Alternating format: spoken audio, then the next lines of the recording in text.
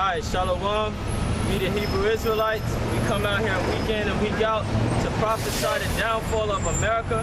But first, before we start, I want to give all praises to Yahweh Shem Yahweh Shai, and much love to the apostles and all the sincere Akim out there that's pushing this truth and sincerity and truth. Alright, we're going to get right into it with Habakkuk 2 and 12. This is the book of Habakkuk, chapter 2, verse 12. Woe to him that buildeth a town with blood. Yeah, it says destruction unto him that buildeth town with blood. Now, everywhere you walk in America, Israelite blood has been spilt, and if not in that direct spot, it has been spilt somewhere near it. All right, because America was built off of slavery, of the Israelites. Slavery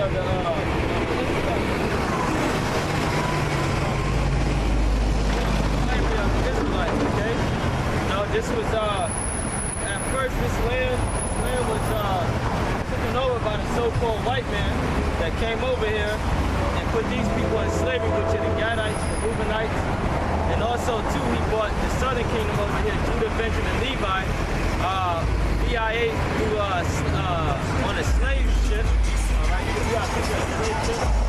It's on a slave ship. If you watch that movie, I believe it's Mandingo. In the movie Mandingo, they show how they had to sit on top of urine and all types of feces and stuff on those slave ships. That's what used to happen on those slave ships, is that they had us on top of each other, using the restroom on each other. Those were the times that was in at that time. Those were the hardcore slavery. These were the ships that they was on. All right, you know, the Arabs, the so-called Arabs, the so-called Africans.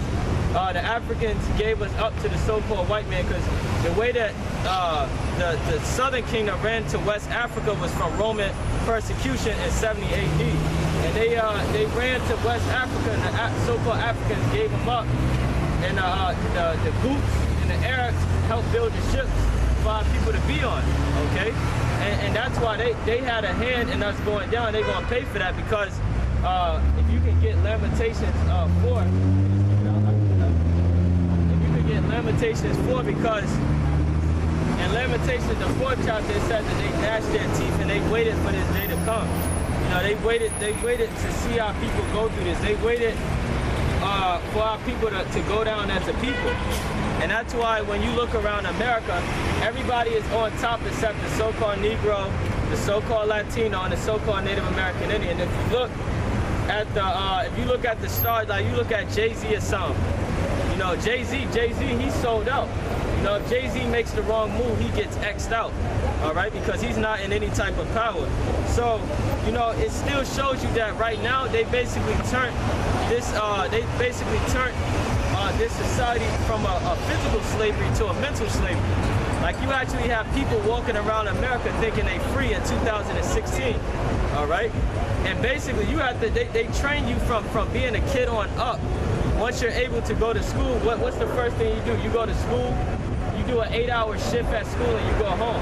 What do you do at a job? You work an 8 to 4, a 9 to 5, an 8-hour shift. They train you, all right? And that's basically mental slavery. You still got people actually here that get to drive around in cars and stuff, and they think that they're free. But really, they're really mental slaves, man. The slavery went from physical to mental. If you got that Lamentations 4, bring it out. This is Lamentations, chapter 2, verse 16. All thine enemies have opened their mouth against thee. And they open up their mouth against us, and they swallowed our people whole. That's why our people at the bottom. That's why you got the Arabs with the chicken spot in the so-called Negro Latino neighborhood. That's why you got the Chinese restaurant, the so-called Negro Latino neighborhood, a store near you. All right, that's why you got the Hamites. You even got the Hamites, like in Harlem. You got Hamitic restaurants everywhere. They running stuff, man. They swallowed our people whole, man. And for some reason, our people in 2016 still think there's hope in America. That's the sad part, man. You know, but that just shows how we were destroyed as a people. Please. All thine enemies have opened their mouth against thee. They hiss and gnash the teeth. They hiss and gnash their teeth. They make fun of the so, because if you look at history, how many times have the so-called Negro and Latino name have changed? You know, the names have changed numerous times. It changed from color to nigger, all right? It changed from black man, okay? It changed from all of these different names because the so-called white man is ruling. But one thing he's not going to call you is Judah, Benjamin, and Levi, who you really are. He's not going to call you Gad and Reuben. He's going to call you so-called Native American Indian, right? He's not going to call you a true nationality. And that's why this so-called white man has to be destroyed, because they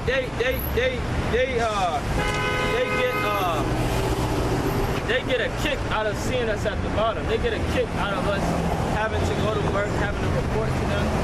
You know, they get a kick out of that, man. You know, like you got these devils that really be sitting at home, like, I mean, really be at work, like, all right, work is stressful. Work ain't stressful, man. You're over us at work.